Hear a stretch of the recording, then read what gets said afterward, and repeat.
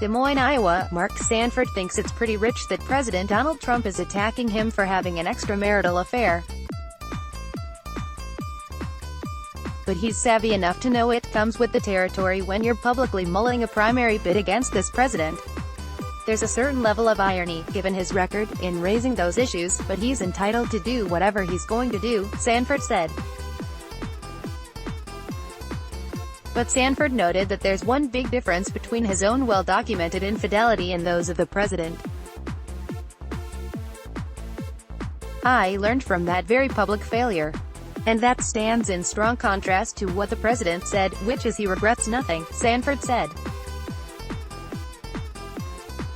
"We've all got to own our stuff and I've tried to own mine." Still, Sanford is self-aware enough to understand that the guy best known for going AWOL from his job for a week in 2009 to have an extramarital affair in Argentina while telling his staff he was hiking the Appalachian Trail might not be people's first choice to primary Trump.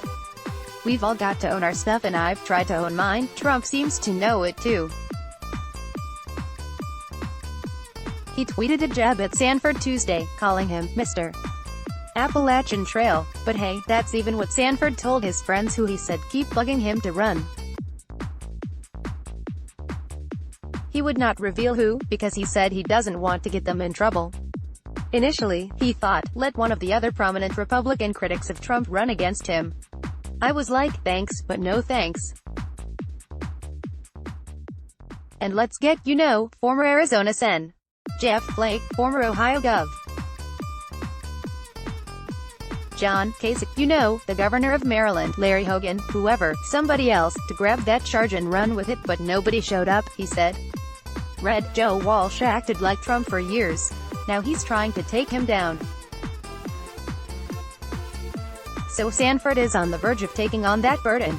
He spent a few days this week touring Iowa, talking to political operatives about whether he should take the plunge, following up on trips to other early primary states, like New Hampshire and South Carolina. He'll probably decide by the end of Labor Day weekend whether he'll do it, he said, speaking at a Panera before heading to the airport. Sanford doesn't have much to lose. Not at this point, anyway. He rode out the scandal and finished his gubernatorial term in 2011. He became engaged to the woman with whom he had an affair, but the relationship was soon broken off. In 2013, he returned to Congress, where he had served in the 1990s. But he was beaten by a pro-Trump challenger in a 2018 primary, after his criticism of the president landed him in a public feud with Trump. That challenger lost to a Democrat later that year. Now, most of his old pals in the Trump-aligned House Freedom Caucus aren't really part of his life anymore. What that tells you is political friends oftentimes are good friends for a chapter of your life, he said.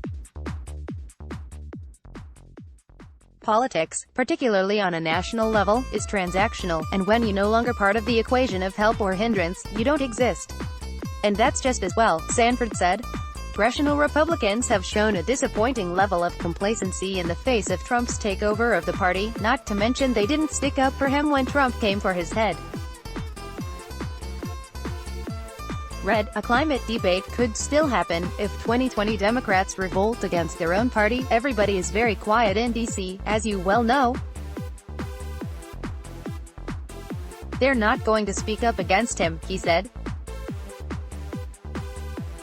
Take as witness of that what happened to the Freedom Caucus, the way it completely morphed from being about certain ideas that were supposedly to advance and in the pursuit of freedom to lapdogs for the president. But don't expect Sanford to make a principled presidential run as an independent, or vote for a Democrat over the man who derailed his political career and the party that abandoned him.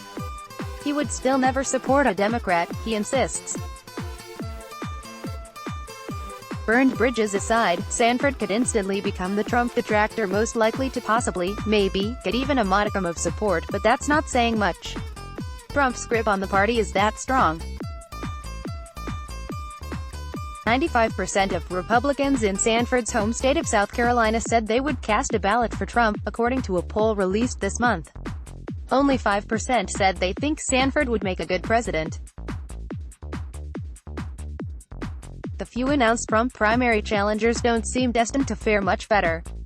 Conservative shock jock Joe Walsh, who held office as a congressman from Illinois for one term, is already drawing jeers for his Trump-like past behavior, including stating recently that former President Barack Obama is a Muslim. Bernie Sanders isn't going to take down Elizabeth Warren. It's not what I do, former Massachusetts Gov. Bill Weld, who has not held elected office in more than 2 decades, has proven just as objectionable, but to the right wing.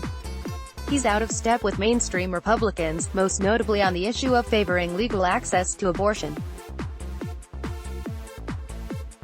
Sanford, for all his baggage, is a pretty mainstream fiscal conservative, someone who could justify asking for a protest vote from an everyday Republican who is frustrated with Trump's lack of focus on policy and substance.